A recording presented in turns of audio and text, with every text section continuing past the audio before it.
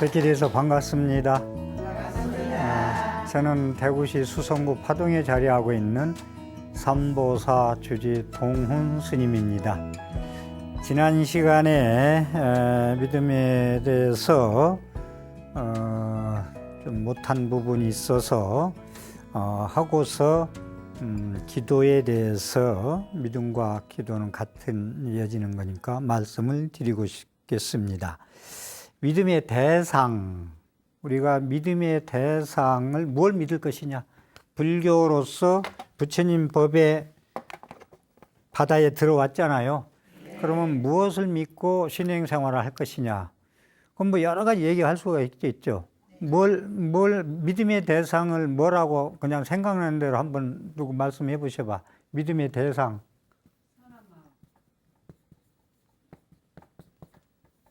뭘 믿을 것이냐? 믿음의 대상. 뭐라고 하셨는데? 선한 마음. 그렇죠? 그거 다 믿죠? 우리가 이제 믿음의 대상에서 제가 드릴 수 있는 건, 부처님의 말씀을 믿어야 되겠죠. 그럼 여러분들 부처님 말씀을 믿으면 부처님의 경전을 얼마나 대하세요? 여러분들 불교 서적이 집에 몇 권씩이나 있어요? 다시 말해서 1년에 불교 서적을 몇 권이나 사보시나요? 부처님의 가르침을 믿는다면 가르침을 알아야 믿을 거 아니에요? 그래 안 그래요? 그래서 저는 먼저 믿음은 부처님의 경전을 믿자라는 말씀을 먼저 드려요. 부처님의 경전을 먼저 믿으면 어떻게 되느냐? 진리의 말씀을 믿으면 지난 시간에도 얘기했듯이 불교는 믿음에서 그치지 말고 진리의 꽃으로 연꽃을 피워내라겠죠. 생명의 꽃으로, 믿음에서 그치지 말고 생명의 꽃으로 피워내라고 했듯이 부처님의 가르침을 믿으면 자연히 불교를 알려고 관심 갖고 불교대학도 가고 싶고 이렇게도 나오셔서 들으시고 시청도 하고 유튜브를 보고 남한테 문자도 보내고 자비행을 하겠죠. 법보시를 하겠죠. 그랬듯이 부처님의 가르침을 믿고 살면 우리가 세상에 속지 않고 살아요. 제법 실상을 믿고 삽니다. 보이는 거, 헛개비 같은 거 금방 없어지는 거, 내 몸뚱이 금방 주름살 생기고 흰물이 생기고 허리 아프고 다리 아픈 걸 생각 안 하고 온갖 몸짱만 생각하고 거기에만 먹는 거, 운동하는 거 전부 치중하고 심장, 마음장을, 내공을, 마음의 근육, 우리가 근육을 살려야 건강하죠. 몸이. 이게 몸짱 만드는 거야. 그런데 몸짱만 만들고 심장을 안 만들면 이 밸런스가 안 맞아요. 그럼 못 봐줍니다. 그래 안 그래요? 사람 노릇을 안 하고 자꾸 먹는 것만 신경 쓰고 운동하는 것만 모양새만 내면은요, 그건 좀 큰일이에요. 그게. 그래서 우리가 마음의 근육을 키우자라는 말씀, 몸의 근육만 키우려고 노력하지 말고 마음의 근육을 키워야 영원한 행복을 맛볼 수 있어요. 운동하다가 6개월 안 하면 도로 빠져버립니다. 그런데 내공, 이 심장, 마음의 근육을 피우면 이건 천년을 가요. 다음 생까지 가지고 가요. 그렇기 때문에 중요하고, 그래서 제법 실상을 믿는다는 건 부처님의 진리, 가르침을 경전을 대하고 스님들의 법문과 강의를 들으면 내가 어떻게 생겼고 이 세상의 마음법이 삼라망상이 존재하는 이유를 알아요. 이유를. 어떻게 존재한다는 걸 깨달아요. 그런데 삼법인에서 얘기하듯이 뭐 조금 간단히 설명하고 넘어가는 건, 우리는 나를 항상 내세우고 살잖아요. 근데 이 무아예요. 이건 무아. 근데 제법 실상에서는 무아로서, 연기로서, 공으로서, 중도로서, 이거 강의는 아니기 때문에 내가 그냥 읽고 넘어가는데, 연기, 그 다음에 무아, 공, 중도, 이것이 불교 근본 가르침의 아주 핵심이거든. 이것을 알고 수행을 해야 돼. 이걸 모르고 수행하면은 진전이 없어요. 전부 모래로 밥 지어 먹는 거예요. 정견을 밝히지 않으면. 그래서 티베트에서 제일 많이 수행할 때 쓰는 용어, 수베츠 스님들 수행 엄청 합니다. 그래서 달라리라마가 나온 거예요. 그 뜻이 티베트 수행은요, 예비 수행, 본 수행 나와요. 예비 수행을, 정견을, 무아와 공과 연기와 중도를 완전히 깨닫고 거기서 공부를 시작해라. 예비 수행은 무아, 공, 연기, 중도를 이해하고, 예비 수행이에요, 그게. 이해하고, 그게 해오라고 그러죠. 이해하는 깨달음.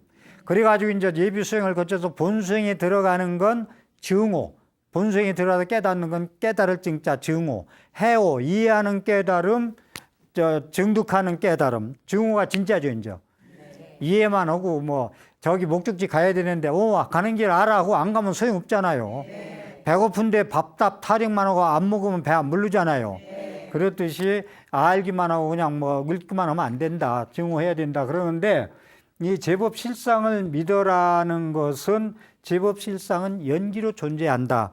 그래서 사람은 이 세상에 혼자 존재하지 않고 서로 의진하고 의존되어 있고 관련되어 있어 존재하고 이 삼라망상 전부 모든 것은 지구는 이제 태양의 둘레, 달은 또 지구의 둘레를 공중자전에서 돈다는 것이 이것이 우주의 기본 질서예요, 진리예요. 이것을 알고 우리가 불교 공부를 하자는 건데 제법의 삼라만상의 모든 실상은 내가 있다고 나를 내세우고 아상을 내세우고 사는 게 아니라 무하다. 나라는 건 없다. 나라고 내세울 건 없다. 근심 걱정도 없다. 전부 착각이고 전부 한이다. 금방 없어질 것이다. 근심 걱정해도 오늘 아침에 근심이 저녁 때 사라지잖아요. 그렇기 때문에 이건 변하잖아요. 그래서 내가 없는 거예요. 그래서 무아라는 것은 일체 삼라망상은 실체성과 고유성이 없다는 얘기를 계속 말씀드려요. 실체성과 고유성이 없다. 실체성이 없어요. 모든 게. 삼라망상 모든 게 붕어빵 속에 붕어가 안 들었다 하듯이 컵 속에 컵이 아니에요. 컵을 무아라는 건 컵을 지금 조금 전에 물 마셨잖아요. 그럼 물 마시면 물컵이에요. 거기다 물 잡아놓고 꽃 하나, 장미송이 하나만 꽂으면 그 다음에 꽃병이 돼요. 그때부터는. 그렇죠. 그러니까 그 물컵은 무조건 물 먹는 것이라고 고집하면 안 돼요. 그래서 물컵 갖다가 급하면 쌀 퍼가지고 퍼면 이제 쌀대박이 되는 거예요. 급한 대로. 그러니까 고집 피우지 마세요.